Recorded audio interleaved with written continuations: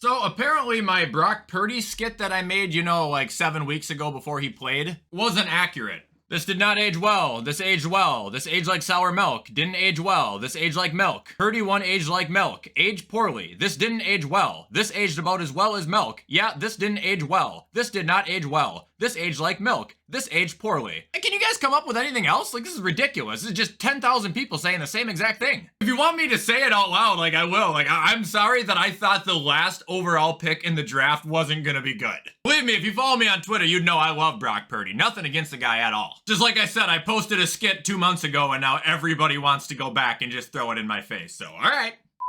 Anyway, what is going on, guys? Welcome back to another video and welcome to my NFL wildcard weekend reactions. Now, I know there's still one game that has to happen and we'll talk about that in tomorrow's intro, but there's still 5 pretty good games that did happen and I think it gives us enough discussion where we can make the video happen today. Couple quick things before we get into the video. 1, head over to gfuel.com, use code WyattzWorld, save yourself a discount on any G Fuel products. And 2, if you're 18 years or older, you can head over to Prize Picks, the daily fantasy app where code WyattzWorld will match up to $100 of your first deposit. I won $240 this weekend. Trying to show you guys, but my camera won't focus. Also, on top of that, I would have won another $500 if Skylar Thompson did not throw as much as he did. I had him going less than 170. Anyway, always play responsibly and let's get into the video.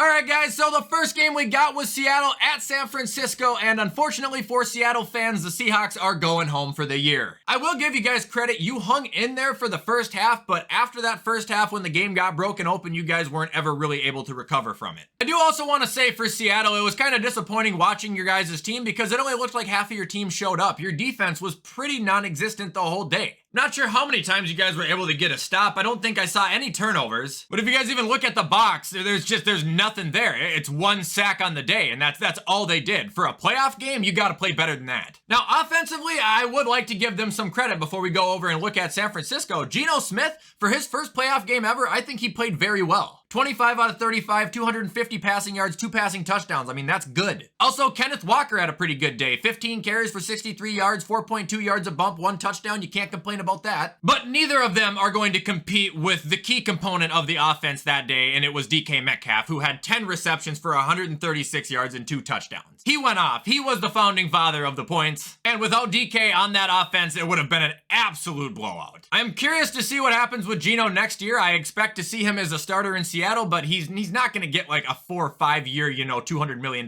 deal. That would be the most ridiculous thing I could imagine. Anyway, looking at the winners of the game, San Francisco, Brock Sturdy Purdy did it again. Also his first playoff game, but completing 18 out of 30 passes for 332 yards and 3 touchdowns. That is nuts. I mean, this guy seriously has potential to blow Tom Brady's story out of the water if his career goes as good as it's going to seem. Other than Purdy, Christian McCaffrey had a great day, 15 carries for 119 yards. Purdy also had a rushing touchdown because why not? And then looking at the receiving game for San Francisco, you can see they were all over the place. Debo had 6 for 133 and a score. Brandon Ayuk had 3 for 73. Juwan Jennings had 2 for 40. Kittle had 2 for 40. Elijah Mitchell and Christian McCaffrey both had 2 receptions each. The fullback had a reception. Purdy doesn't care who you are, man. He's gonna throw you the ball. I love it. Also, it is worth mentioning that even though San Francisco won, I think their defense severely underperformed too, especially for their standards. 3 sacks on the day and Nick Bosa wasn't one of them? That feels like it's impossible. But you can afford to have a defensive off day when your kicker throws up 15 points and your quarterback is apparently the second coming of Christ himself.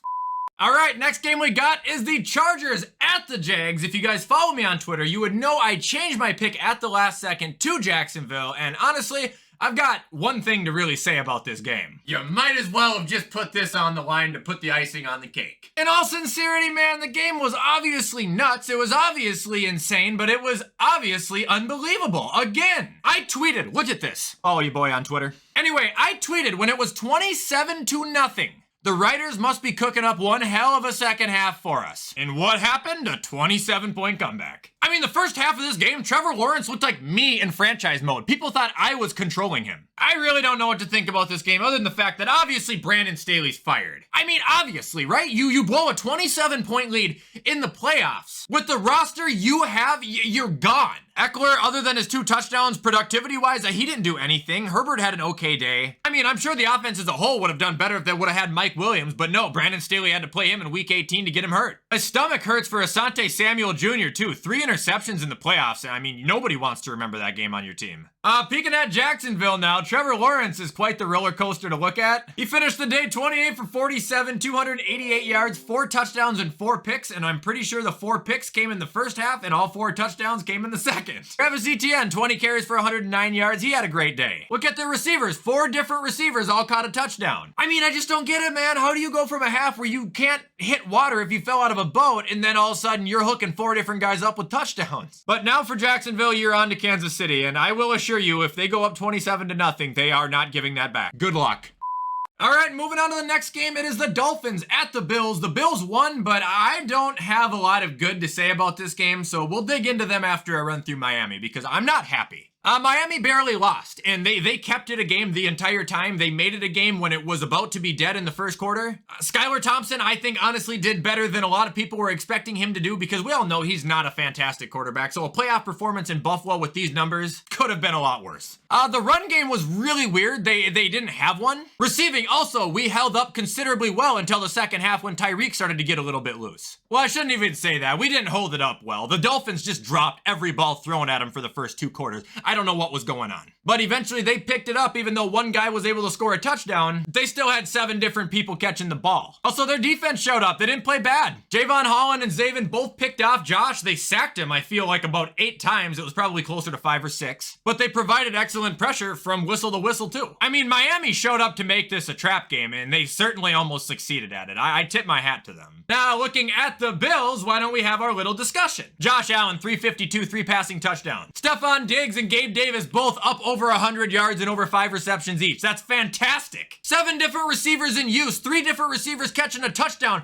We were all over the place. We were great, right? Wrong! The way I look at this, our defense almost choked an enormous lead. And the way I look at this is Ken Dorsey needs to understand, and I'm going to repeat myself from this weekend if you follow my social media. Ken Dorsey needs to understand that the Hail Mary isn't the only play in the playbook. Why on 3rd and 1 did I see Josh Allen unload a 70-yard pass? How many times did we get a fresh possession and it was 3rd and 10 within 2 plays because Josh was just dropping back, whipping a bomb because Ken won't call anything else? Just because you have Superman doesn't mean you need to use him like Superman every play. Stop abandoning the run game, too. Like, I mean, if we would have lost this game, I would have seriously not been mad because we wouldn't have deserved to advance. I hardly think we do the way it is. And please, for the love of God, never, ever sit Kiar Elam again. I love this team. They squeaked by barely. They kept the season alive. But I can't reiterate it enough. If this team shows up next week versus Cincinnati, we might as well just stay in bed.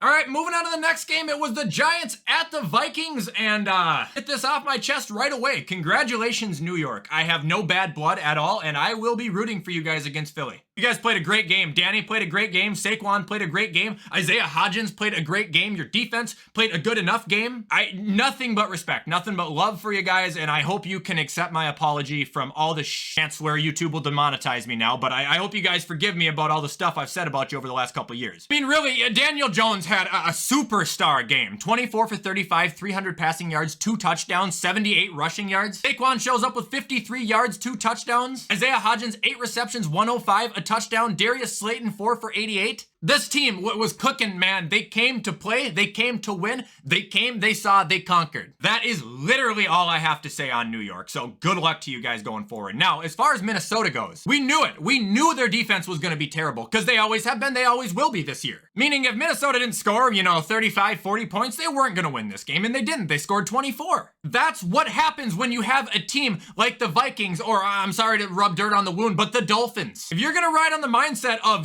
screw defense, we'll just outscore you, you've got to be present with that every single game. I mean, Dalvin was fine, I guess, 15 for 60. The receiving was great. TJ had 10 for 130. KJ had a touchdown. Irv had a touchdown. I mean, it's not like the offense was absent. They weren't, but they weren't good enough. And I also want to say anybody who is throwing shade at Kirk Cousins can just go and eat sand. Rushing touchdown, 2 passing touchdowns, 270 yards, 31 out of 39 completion. Sorry the last call of the game was a horrible play call. I'm sorry. Disappointing Minnesota story, man. This is why I'm happy that I'm a Bills fan, but I can still feel the pain. And finally, we got the last game of Wild Card Weekend that we were able to see. I know the Bucks and the boys play tonight, but it was the Ravens at the Bengals, and this one, I feel very, very ashamed to say this, I fell asleep. I did. I wasn't very into this game after halftime, man. It was just boring. Went to sleep thinking that the Bills were going to play the Bengals. I woke up confirming that the Bills were going to play the Bengals. The only thing I saw when I woke up was Joe Burrow getting interviewed, and I was like, okay, they won. Looks like Tyler Huntley actually did okay. 17 for 29, 226, and 2 touchdowns. J.K. Dobbins only had 13 carries for 62 yards. I saw that he was venting some frustration with his usage, and honestly, I can't say I understand it either. Mark Andrews was the leading receiver who had 5 for 73. Otherwise, Demarcus Robinson and Dobbins also scored. That's about all their offense came up with. Their defense actually, I think, did okay from what I saw. But obviously, at some point in the second half, the game got blown open and they weren't able to come back. Now, looking at the Bengals, honestly, I think their offense looks pretty underwhelming for the 24 points they scored. Burrow only had 1 passing touchdown. Now, he did have a rushing touchdown, but their actual running back, Joe Mixon, he was horrible. Receiving was okay, about as good as it could have been given Joe's circumstances, you know, with only 200 yards, but Jamar had 9 receptions for 84 yards and a score. T. Higgins, Tyler Boyd, Hayden Hurst, they were all involved. Joe Mixon was involved in the receiving game. It looked slow for the Bengals offense, if you're asking me. Defense was meh. Honestly, I thought Buffalo looked really bad in their game versus Miami, but if the Bengals show up with this defense, I'm gonna have a little bit more confidence in my own boys. So, Cincy, go ahead and tell them to repeat that. Anyway, that's about all I got on that game, though. Like I said, I fell asleep at halftime. I apologize for it, but I just thought that game was kind of boring. Alright guys, that is all I got for today. If you enjoyed this video, you already know what to do. Comment, like, subscribe, turn that bell on. I do my best to post on this channel every single day. You guys know the drill with everything I just said. I'm gonna hop off and get this edited so you can watch it on time. Have a fantastic rest of your Monday, and as always, I will see you in the next video.